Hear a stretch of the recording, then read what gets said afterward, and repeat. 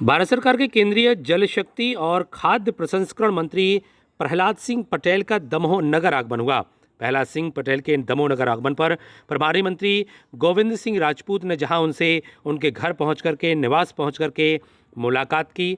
इसके साथ ही प्रभारी मंत्री ने उनसे काफ़ी देर तक बातचीत की भी और बातचीत के साथ ही जिला योजना समिति की बैठक में वे सम्मिलित भी हुए। केंद्रीय मंत्री ने नए विभाग मिलने के बाद कहा कि अनेक जिम्मेवारियां भारत सरकार के द्वारा उन्हें दी गई हैं और उसको लेकर के वे लगातार अब पूरी मुस्तैदी के साथ इस विभाग को लेकर के कार्य कर रहे हैं।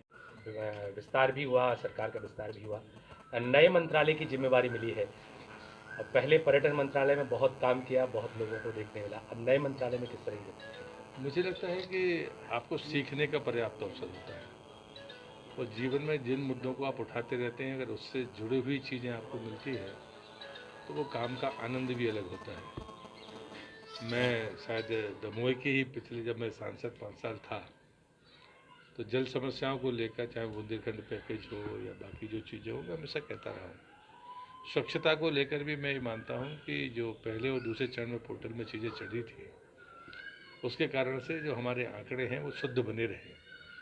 तो प्रधानमंत्री जी का मैं अभिनंदन करता हूँ कि उनने अभी ODF प्लस का ऐलान किया है, क्योंकि बहुत सारे लोग नए हर साल ये माना जाता है कि 30 लाख परिवार बनेंगे तो वो स्वच्छता की दृष्टि से टॉयलेट के साथ हो।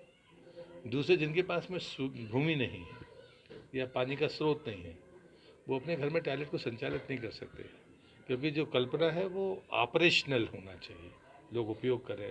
उपयोग करने के लिए जो चीज़ें होती हैं उसमें पानी चाहिए, ज़मीन चाहिए, बाकी अन्य सुविधाएं चाहिए, वो वहाँ होनी चाहिए। दूसरी बात आती है पेयजल को लेकर।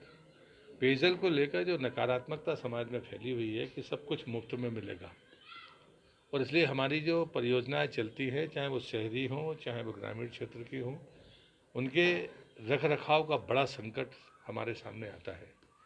और इसलिए ये तय हुआ है कि सरकार एक मुश्त पैसा लगाएगी, हर घर तक नल का कनेक्शन पहुंचाएगी, लेकिन साथ में 3 चीज़ों पर फोकस करेंगे।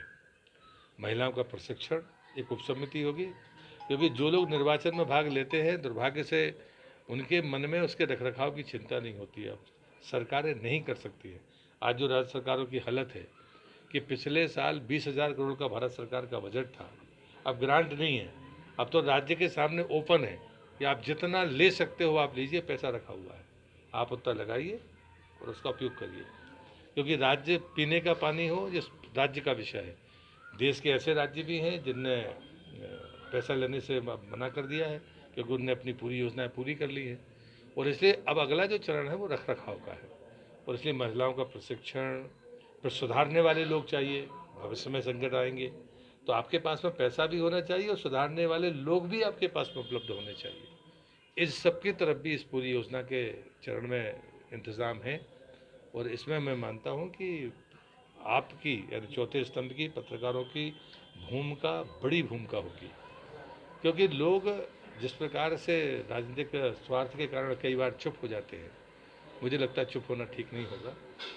आबादी की तुलना में पानी हमारे पास उतना ही है।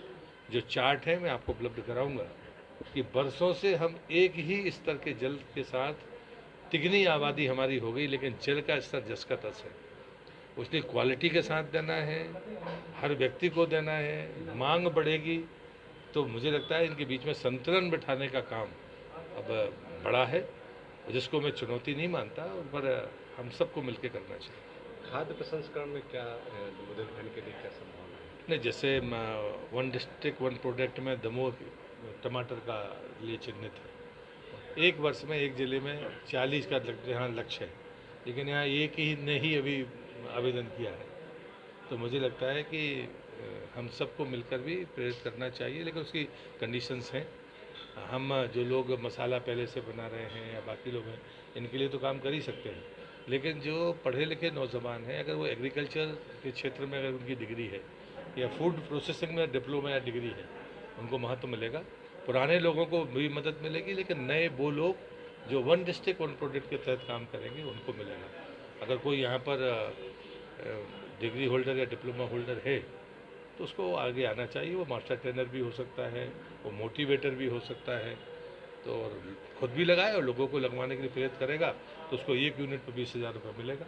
तो ये अच्छी कोशिशें हैं, उसके तमाम डिटेल्स मैं आपको पहुंचाऊंगा जल्दी।